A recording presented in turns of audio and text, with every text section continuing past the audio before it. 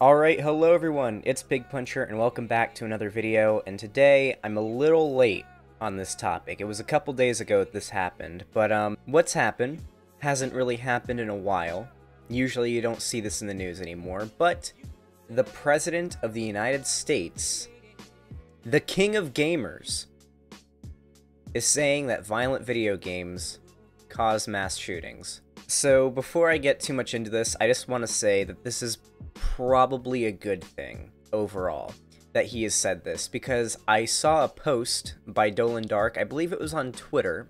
If you don't know who Dolan Dark is, he does meme edits and compilations, pretty good videos, and he was posting quite angry about Donald Trump blaming video games for violence. He was posting that Donald Trump is anti-gamer, and the comments below it were quite amazing. So many Trump-supporting gamers were commenting, "He's lost my respect. We trusted him, and now he's betrayed us." Things like that. So it seems like the gaming community is not too thrilled about Donald Trump pulling a Jack Thompson and blaming violent video games, and even saying he wants to ban or at least restrict violent video games, when that's obviously not the problem. So I do understand it does seem like a lot of Republicans have laid off of blaming violent video games for mass shootings and whatnot over the last, I'd say, 8 years. They haven't really been using it as a scapegoat as much as they did in the past. But I think the reason for that is there was a time, about a decade ago, where conservatives were constantly blaming video games for mass shootings. After Columbine, there was like a string of mass shootings that happened over the course of like 8 years, that just kept happening, and the talk about gun violence was going on hard back then. But the NRA pays Republican politicians to not allow, or to at least switch the conversation over from gun violence to something else, so that, you don't have gun control laws being put in place, because obviously the NRA, the National Rifle Association, doesn't want that. So they would move the conversation to something else. They would need a scapegoat, and it was always video games. So back in, I believe it was 2006 to 2008, there was this lawyer, this conservative lawyer from Florida named Jack Thompson. I brought him up a minute ago. And he was running this charge with the help of a bunch of angry boomer parents to try to ban Grand Theft Auto. Obviously, it didn't go through. He basically got laughed off the stage. And after his downfall, it seemed like for a while, conservatives across the board kind of stopped blaming violent video games for this. And instead they found new scapegoats to take the fire away from guns. Instead, they would blame Islamic terrorism.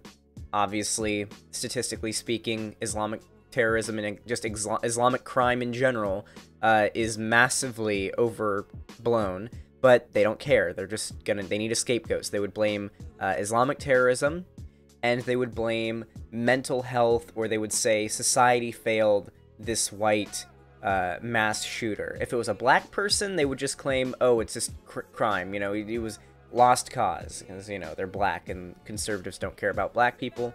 And the fire kind of came off of games for a while. There was no big conservative figures were attacking video games. So as the heat kind of came off of gaming for a while, the gamers found a new enemy: feminism.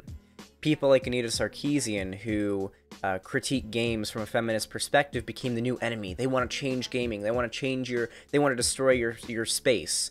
And most gamers who are around now don't really remember the Jack Thompson days, as I like to call them. They don't remember how things used to be.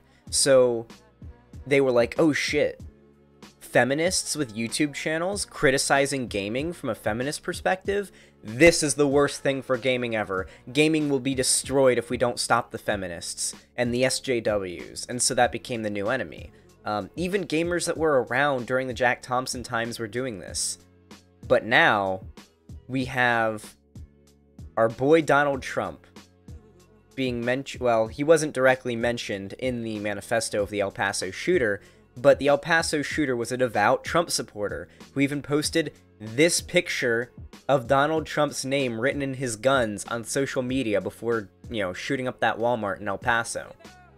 And in his manifesto, he talks about how he supports the alt-right Christchurch shooter, how he thinks Mexican immigrants are invaders. Becomes very clear that he believes in the same rhetoric Donald Trump does.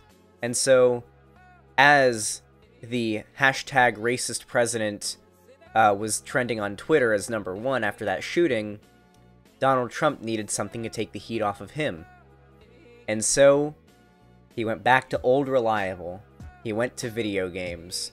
Donald Trump blamed video games for violence and said that they need to be banned or something needs to be done about them. And now gamers are pissed at him.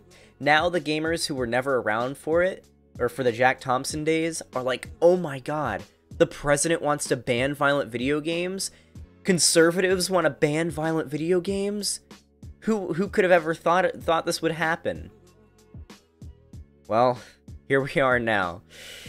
Here we are now. So, I guess I want to sort of finish up this discussion by saying in my last video, I talked about how capitalism hurts gamers. How capitalism is responsible for loot boxes and shitty copy-paste sequels and unbelievable amounts of paid DLC, microtransactions in games that already cost $60 to get your hands on in the first place, overworked workers, and console exclusives, things like the Epic Games launcher, so on and so on and so on. You know what I mean?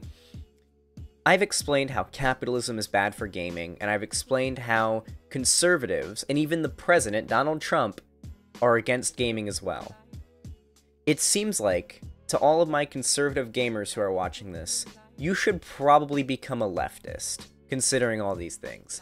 If after all this evidence you don't think leftism is probably a thing for you, I don't know what to tell you. You seem to just be ignorant of the evidence and what's going on. But all I'm going to say is, if you're a gamer, the smartest thing for you is to probably become a leftist. Anyway guys, thank you all so much for watching this video. If you enjoyed, please be sure to drop a like on the video, because I know people will mass dislike it. Even if you didn't like it, leave a dislike, helps with the algorithm. If you have any suggestions or you want to say you liked the video, also leave a comment. Also leave a comment for the algorithm. It'd be tough out here, okay? Getting by on YouTube ain't easy. And there's a link to follow my Twitter, where I tweet all sorts of fun shit posts. There's a link to the fan Discord, where you can come in and chat with me or other fans in the description as well. There's also a link to my DLive, my Mixer, and my Twitch. Please follow my Twitch, if not my Mixer and my DLive. I'm really trying to grow my Twitch, because Twitch is just... There's something about Twitch that kind of draws me in. I only have 100 followers on it right now. It's pigpuncher-YT, but there's a link to follow it in the description down below. Please follow me on Twitch. Also, my website is in the description down below as well. My website is where I also stream to. It has a custom chat. It's the chat that I read the most. And it's just better across the board. I highly recommend going to my website. It's got like a custom chat and everything. It's got cool emojis. And you can subscribe on the website and donate to me. And it'll go straight into my PayPal rather than to my monthly YouTube ad rev check. And it just overall supports me way better. So if you want to financially support me, go to the website as well. But yeah, that's going to be it for me today, guys. Thank you so much for watching. Gamers rise up.